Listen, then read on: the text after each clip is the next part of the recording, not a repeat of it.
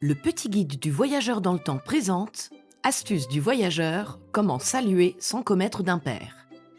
Bienvenue à Paris en 1900, où même dire bonjour demande un certain savoir-faire. À la belle époque, les salutations suivent des règles très précises. Comme l'écrit la baronne Staff dans Usage du monde, l'élégance se reconnaît souvent à la manière dont une personne salue. Entre messieurs, un léger salut du buste, accompagné d'un sourire, suffit largement. La poignée de main existe déjà, mais elle reste discrète. Entre dames, le salut doit être gracieux. On évite les gestes brusques au profit d'une légère inclinaison du buste et d'un sourire aimable. Mais entre hommes et femmes, les règles sont encore plus strictes. Dans la rue, un homme bien élevé attend qu'une femme lui adresse un regard ou un sourire avant de la saluer, souvent en retirant son chapeau.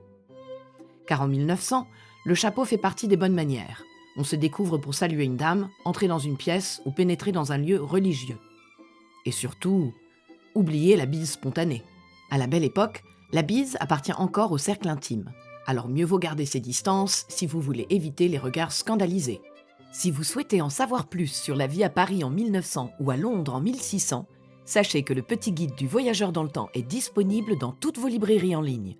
N'hésitez pas non plus à vous abonner et à partager.